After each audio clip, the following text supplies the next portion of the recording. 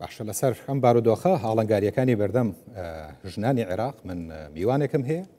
دکتۆرە نیدا کەعبی نووسەر و شارەزای سیاسی لە بەغداوە لەگەڵمانە. دکتۆرە ئەم کاتت باش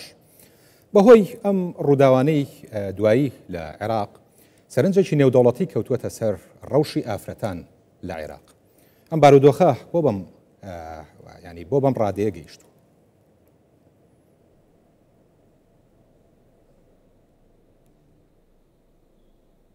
نعم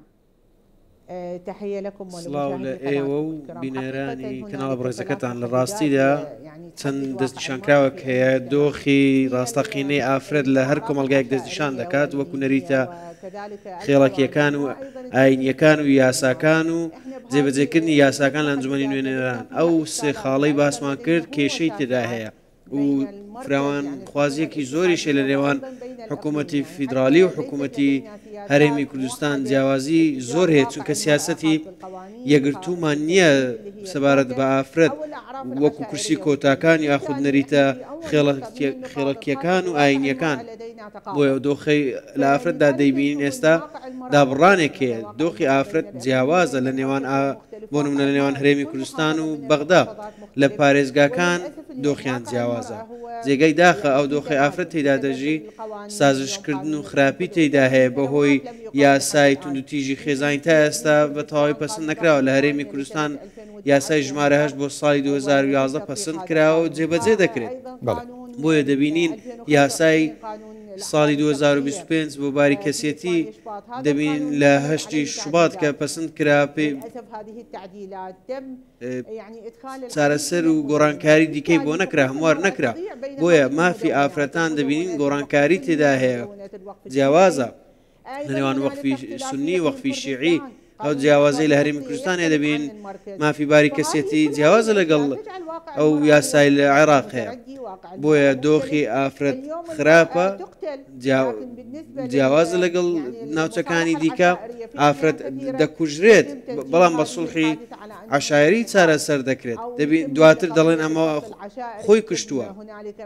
یان کێشەیەکی خێڵەکەی دروست بێت جارێکی دیکە بە سوڵح چارەسەری دەکەن توندوتیژی کۆمەڵایەتی و خێزانی بەردەوامە دەبینین ئەو تاوانەی لە یاساکان چارەسەریان بۆدانە ناوە بە خۆکوشتن ناوی دەبن لە کاتێکدا ئافرەتەکە هەندێک جار خۆی دەکرێتە تۆمەتبار ئەمەش کێشەیە لە نەریتە خێڵەتیەکان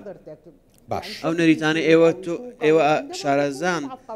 کاتێک جێبەجێ دەکرێت ئەو کاتەی یاساکانی دەوڵەت لاوازە یاخود دامەزراوەکان هەرکی خۆیان بەجێ ناگەین لە بواری جێبەجێکردندا با بڵێن یاساداناندا ئافرەتانی عێراق لە 125 مافی بەشداربوونیان لە پەرلەمانە هەیە پێت وایە ئەوان نەیانتوانیوە ڕۆڵی خۆیان بجێڕن ئەگەر نەیانتوانیوە بۆ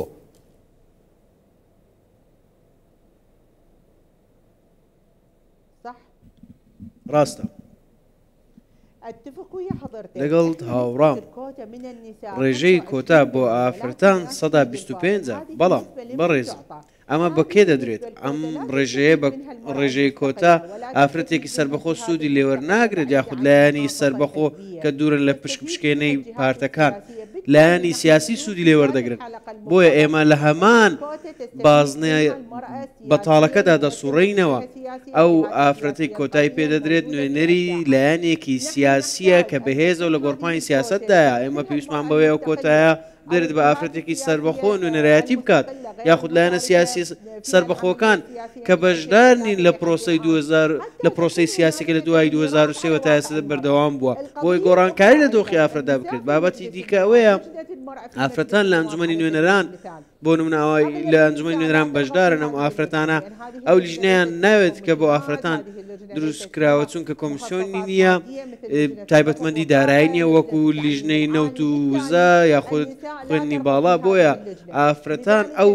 لیژنەیان ناوێت پێویستمان بەوەیە سوود لەو کۆتایە وەرگریت ئافرەتان کار دەکەن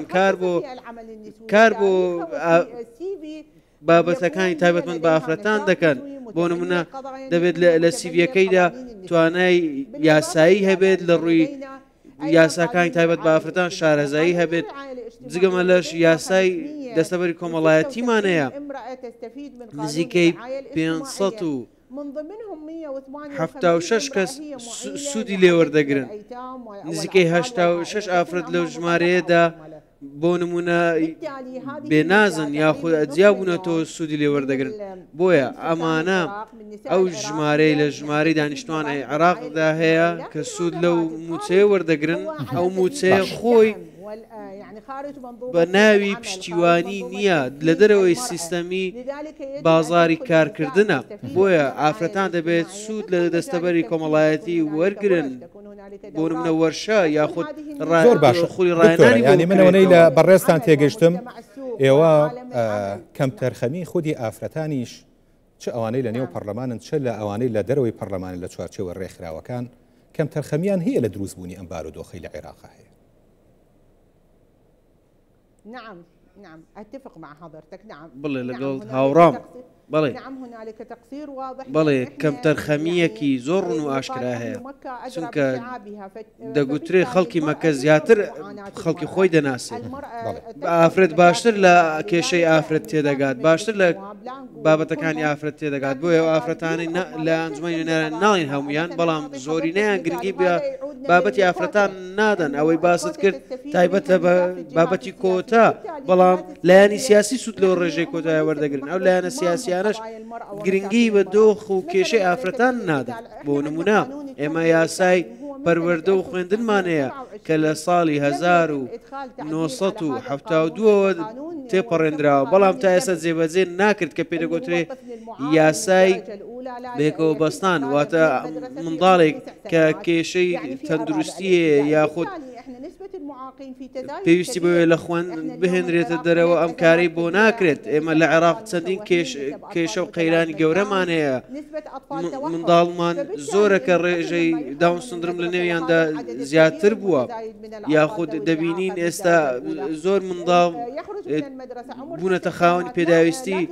تایبەت بەڵام ئێمە هیچ جێگرەوەیەکمان نیە هیچ ناوەندێکمان نیە ئەو منداڵانە لە خۆ بگرین ئێستا ئەمە کێشەیە بۆ دەوڵەت بە دوای پاساویش دەگەڕێت سەریەوە تونند و تیژیە بکەن دایکێک تووشی دەبێت با بڵین چەند ناخۆشە کاتێک کوڕێکی یان برایەکی خاوەن پێداویستی تایبەت بێت و دەچێتە خوێندن یارمەتی نادرێت ئەو نوێنەرانی لە ئەنجومەنی نوێنەرانن یاخود بەرپرسان دەبێت گرنگی بۆ بابەتانە بدەن دەستوریش ماف بۆ هەموو عێراقیەکان دەبێت دەستەبەر بکات و بۆی فراهام بکات هەر منداڵێک خاوەن پێداویستی تایبەت بێ یاخود هەر کەسێک بێت مافی خۆیەتی تەواوی مافەکانی بۆ جێبەجێ بکرێت نەک تەنیا موچەیەکی پێ بدرێت و تەواو مافی خۆیەتی بخوێنێت ناوەند بە تایبەت بۆ کەسانە هەبێت یانەی تایبەت هەبێت گرنگی بۆ کەسانە بدرێت ئەمە نمونەیەکە لەو بابەتانی باسی دەکەین ئەو نوێنەرە ئافرەتانە لە 2003 تا ئێستا نەمان بینیەوە گرنگی بۆ بابەتانە بدەن چەندین بابەتی دیکەش تایبەت بە ئافرەت وەکو توندی تیژی خێزانی لێکترازانی خانەوادە بۆ نمونە ئافرەت و دوو هاوژین کێشیان لە نێوان دروست دەبێت لێک زیادە بنەوە ئەو کاتە ئافرەتە دەچێتە سەر شەقام یاخود دەچێتە لای کەس و کاری خۆی کاتێک لە هاوسەرەکەی جیا دەبێتەوە. بەڵێ دکتۆرە نیدا کەعبی نووسەر و شارەزای سیاسی زۆر سپاس بۆ بەڕێستان کە لە بەغداوە لەگەڵ ئێمە.